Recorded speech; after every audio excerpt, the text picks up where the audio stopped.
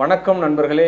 Next in astro நேயர்கள் அனைவருக்கும் கோடான கோடி நமஸ்காரங்கள். வாழ்க வாழ்க வாழ்க. நான் உங்கள் ஜோதிடர் டாக்டர் ஓம் சக்தி ராஜா. மார்கழி மாதத்தினுடைய பலாபலன்களை நம்ம இப்போ பார்க்க இருக்கிறோம். ஒவ்வொரு மாதத்தினுடைய பலன்கள் கிரக நகர்வுகளை மையப்படுத்தி தான் நம்ம சொல்கிறோம். சூரியனை மையப்படுத்தி நம்ம பலன்களை எடுத்துட்டு வரோம். அந்த வரிசையில் இந்த மார்கழி மாதம் என்பதே மாதங்களில் மார்கழி சூரிய பகவானுடைய நகர்வு. பாக்கியஸ்தானம் காலபுருஷ தத்துவப்படி யோக கிரகமான குரு பகவானுடைய ஸ்தானத்தில் பாவகத்தினுடைய பாக்கியத்தில் சூரிய பகவான் போகிறார். 9 சூரியன் காலபுருஷ தத்துவப்படி. தனுசில் சூரியன் செல்லக்கூடிய காலம் இந்த மார்கழி மாதம்.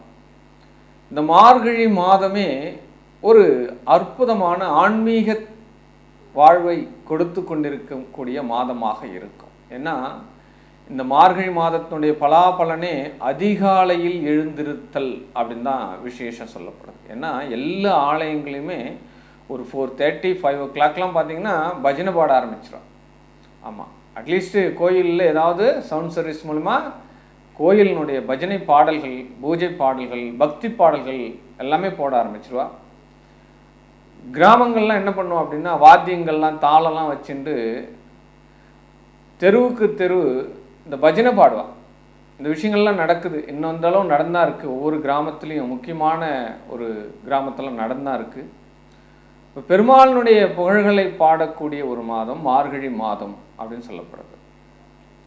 விசேஷமே அதிகாலையில் எழுந்து குளிச்சுட்டு பெண்கள் வாசலில் கோலம் போடுறது, நல்ல ஒரு மலர்களை வச்சு இறைவனை வழிபடுறது, நல்ல ஒரு மந்திர உபதேச உச்சாதனம் பண்ணுறது, எல்லா விஷயத்துக்குமே இந்த மார்கழி மாதம் என்பது ஒரு ஃப்ரெஷ்னஸ் கொடுக்கும். ஆமாம், குளிர்கள் அதிகமாக இருக்கும். ஆமாம், இப்படிப்பட்ட இந்த மாதத்தில் ஆன்மீக நெறியோடு நம்ம சம்மந்தப்பட்டுட்டோம் அப்படின்னா எல்லா காரியங்களையுமே நாம் வரக்கூடிய காலத்தில் வெற்றி பெறுவதற்குண்டான இந்த மாதம் தான் இந்த மார்கழி மாதம். இந்த மார்கழி மாதமே பார்த்தோம் அப்படின்னா ஆங்கில மாதத்துக்கு டிசம்பர் மையத்திலையும் ஜனவரி மையத்திலையும் பிறக்கும் இந்த மார்கழி மாதம். ஆங்கில புத்தாண்டும் இந்த மார்கழி 17 தான் வருது. இந்த மார்கழி என்பது பகவானுடைய நாமங்களை சொல்கிறதுக்கும் ஸ்தோத்திரம் பண்ணுறதுக்கும் இறைவனுடைய திருவடிகளை சேர்றதுக்கு உண்டான ஒரு பாக்கிய மாதமாகவே இந்த மார்கழி மாதத்தை நம்ம எடுத்துக்கலாம். முன்னோர்கள் சித்தர்கள் சொன்ன பலன்களை சற்பலன்களை நம்ம கடைபிடித்தாலே நம்மளுடைய வாழ்க்கையில் ஏற்படக்கூடிய இன்னல்களை நாம் அறவே அகற்றி விடலாம். ஆமாம், உங்களால் முடிஞ்ச காரியங்களுடைய இறைவனுடைய துதிகளையும் மந்திர உபதேசங்களையும் அதிகாலையில் எழுந்திருக்கக்கூடிய பாக்கியத்தையும் பெறுங்கள். எனக்கு வீசிங் வந்துடும், எனக்கு ஜலி பிடிச்சிக்கும் தலைகள் குடிச்சா, இந்த மாதிரியெல்லாம் இருக்கும். பட் அதையும் பாதுகாப்பாக இருந்து தான் நீங்கள் செய்யணும். உடலுக்கு தகுந்த மாதிரி உங்களுடைய மனநிலைக்கு தகுந்த மாதிரி இந்த மாதத்தினுடைய பலன்களை எடுத்துக்கோங்க. இந்த மாதத்தினுடைய கிரக சஞ்சாரங்களை நம்ம முதல்ல பார்க்க இருக்கிறோம். இந்த மாதத்தில் குரு பகவான் ரிஷபத்தில் வக்ரகதியாக இருக்கார். செவ்வாய் பகவான் கடகத்தில் வக்ரகதியாக இருக்கார். கேது பகவான் எந்த மாற்றமும் இல்லாமல் கன்னி ராசியில் இருக்காங்க.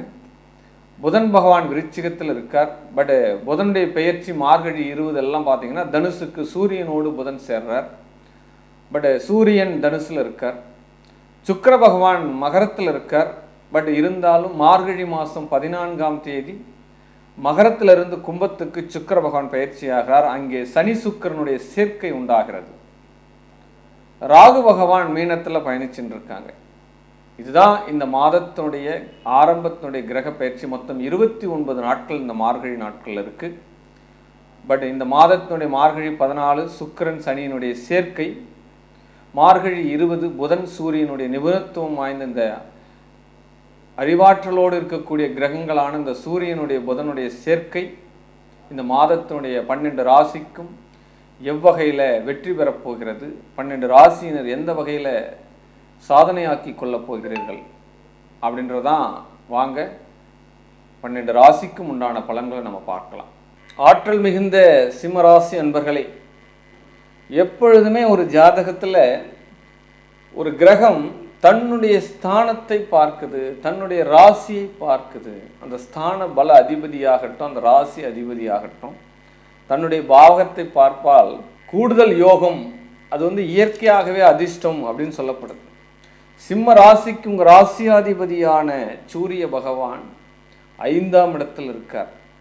5 என்பது திரிகோண ஸ்தானம், ஒரே மித்த ராசி, ஒரே எண்ணங்கள் அப்படின்னு சொல்லப்படுது. கண்டிப்பாக இந்த மாதம் உங்களுக்கு யோகங்கள் உண்டு, எல்லா வகையிலும் அதிர்ஷ்டங்கள் உண்டு. அதிர்ஷ்டம் உங்கள் குடும்பத்தில் தாண்டவமாட போகிறது அப்படின்னு சொல்லப்படுது. அப்போ எந்த வகையெல்லாம் சார் அதிர்ஷ்டம்? ரொம்ப நாளாக இழுபறியாக இருந்த வேலை வாய்ப்புகள் இப்பொழுது கிடைக்கும். ரொம்ப நாட்களாக வராத பணம் உள்ளே சேரும். உத்தியோகத்தை ஃப்ரெஷ்ஷாக பார்க்கணும். என்னுடைய பிள்ளைகள் ரொம்ப நாளாக என் பேச்சை கேட்க மாட்டான், எதுவுமே அவனுக்கு இன்னும் செட் ஆக மாட்டேங்குது, படிச்சிருக்கான், இன்னும் வேலை வாய்ப்புகள் இன்டர்வியூ அட்டன் பண்ணால் வேலை கிடைக்கலன்னுக்குள்ள அதற்குண்டான நல்ல செய்திகள் வரும். தானாகவே அந்த பிள்ளை என்ன பண்ணுவான் அப்படின்னா, நான் இந்த இடத்துக்கு போகிறேன், எனக்கு இது செட் ஆகும், நான் கிளம்புறேன் அப்படின்னு சொல்லுவான். கண்டிப்பாக வழிவிடுங்கள், உங்கள் பிள்ளை நல்லபடியாக நடப்பான். ஆமாம், 2 மனைகள் அமைவதற்குண்டான யோகம். ஏற்கனவே எனக்கு ஒரு மனை இருக்குது, நான் இன்னொரு ஃப்ளாட் வாங்கணும்னு நினைக்கிறேன்னா கண்டிப்பாக வாங்கலாம், வீடாக வாங்கலாம். ஏற்கனவே இருக்கிற இடத்துல மேல் மாடி கட்டலான்னு நினைக்கிறேன், அதுக்குண்டான பிளானில் நீங்கள் ஆர்கிடெக்ட் பண்ணிட்டு சரி பண்ணிக்கலாம். எல்லா விஷயமும் நடக்கும். ஏற்கனவே ஒரு வாகனம் இருக்குது, நான் இன்னொரு வாகனம் வாங்கணும், தாராளமாக வாங்கலாம். 2 டாக்குமெண்ட்ஸ் அமையும், 2 விதமான தொழில்கள் அமையும். இந்த காலகட்டத்தில் அதற்குண்டான யுக்திகள் உங்களுக்கு இந்த மாதம் கிடைக்கும். நல்ல ஒரு பாசிட்டிவான விஷயம் அப்படின்னு சொல்லலாம். பட் 6ஆம் இடத்துல சுக்கிரன் உடல் சார்ந்த பிரச்சனைகளில், நீர் சார்ந்த பிரச்சனைகள், இந்த சர்க்கரை வியாதிலாம் இருக்குது ஆல்ரெடி அப்படின்னு நினைக்கிறவா கூடுதல் சப்போர்ட் பண்ணிக்கணும். மருந்து மாத்திரையெல்லாம் கவனமாக எடுத்துக்கணும். சகோதர சகோதரி வழிகளில் சிறு சிறு மனச்சஞ்சலம் வர செய்யும். நீங்கள் செய்யக்கூடிய உதவிகள் பார்த்து பார்த்து செய்யக்கூடிய உதவிகள் செய்யாதீங்க. முதல் விஷயம், இந்த கை கொடுக்கறது இந்த கைக்கு தெரியக்கூடாது, அப்படி தான் அந்த உதவிகள் இருக்கணும். அந்த ஒரு விஷயத்தில் என்றைக்குமே சிம்மராசி என்பர்கள் கவனமாக இருங்க. ரொம்ப ரொம்ப நீங்கள் உங்களை வெளிப்படுத்திங்கன்னா அதுவே உங்களுக்கு இந்த மாதம் மிகப்பெரிய ஒரு ஆபத்தாகவே வரும் அப்படின்னு சொல்லப்படுது. பட் 7ஆம் இடத்துல சனி பகவான் வக்ரகதியிலிருந்து நிவர்த்தியாகி இப்போ சஞ்சலம் பண்ணுறார். பட் ஏற்கனவே நின்ற திருமணங்கள், தடைப்பட்ட திருமணங்கள், ரொம்ப மைனஸில் இருக்கக்கூடிய ஏஜ் பர்சனாலிட்டின்னு சொல்லக்கூடிய 35+ மேலே இருக்கக்கூடியவர்களுக்கெல்லாம் வாய்ப்புகள் கண்டிப்பாக வரும், பயன்படுத்தி கொள்ளுங்கள். ஆமாம், அது ஒரு வாய்ப்பை ப்ளஸ் பண்ணிக்கோங்க. 3வது விஷயம் என்ன அப்படின்னா, அனைத்து வழக்குகளையும் நீங்கள் தான் வெற்றி பெறுவீர்கள். எந்த ஒரு எதிர்பாலினத்தவர் உங்கள் மேலே கேஸ் போட்டிருந்தாலும் சரி, உங்கள் மேலே வாண்டடாக உங்களை சிக்க வச்சுருந்தாலும் சரி, அரசியலில் இருக்கக்கூடிய சிம்மராட்சிகள் சூழ்ச்சிகளால் வலைகளில் மாட்டியிருந்தாலும் சரி, இதெல்லாம் விடுபடக்கூடிய விஷயமாக இந்த மாதம் உங்களுக்கு அமையும். அதுக்குண்டான ப்ரே நீங்கள் பண்ணிக்கலாம். காலையில் எழுந்திருக்கலாம், குளிக்கலாம், அதிகாலையில் பிரம்ம முகூர்த்தத்தில் இறைவனுடைய மந்திரத்தை உபதேசத்தை நீங்கள் ஏதாவது பாராயணம் பண்ணலாம். பட் உங்களுடைய இஷ்ட தெய்வனுடைய நாமங்களை சொல்லலாம், இல்லை ஏதாவது புத்தகங்களில் வாசிக்கலாம், இந்த விஷயங்கள் எல்லாம் பண்ணலாம், பஜனையில் கலந்துக்கலாம். இதெல்லாமே மார்கழி மாதம் முடிஞ்சு தை மாதம் பிறந்தால் வழி பிறக்கக்கூடிய நாட்களாக உங்களுக்கு மாற்றத்துக்குண்டான வழிவகைகள், பூஜை புனஸ்காரங்கள் அது அப்படின்னு சொல்லப்படுது. பட் பாக்கிய ஸ்தானாதிபதி வக்ரகதி வைக்கார், அதுவும் பார்த்தீங்கன்னா 12ஆம் இடத்தில் இருக்கிறாரு. கண்டிப்பாக நீண்ட நாட்களாக இருந்து வந்த பிரச்சனை தீரக்கூடிய ஒரு மாதம். ரொம்ப நாளாக இழுபறி சார், இது இந்த கேஸ் எனக்கு கிடைக்கும்னு நினைக்கிறேன், கிடைக்க மாட்டேங்குது, ரொம்ப நாளாக ஃபீல்டில் இருக்கேன் சார், இந்த கேஸே முடிய மாட்டேங்குது, நான் பண்ணாத செலவெல்லாம் இல்லை. கண்டிப்பாக பேச்சுவார்த்தைகள் மூலமாக தீர்வு கிடைக்கும். பேசுங்க, நம்பிக்கையாக செயல்படுங்க, கண்டிப்பாக உங்களுக்கு ஒரு மாற்றம் கொண்டு இந்த மாதத்தில் அப்படின்னு சொல்லலாம். தொழில் ரீதியான போட்டிகள் உருவாகும்.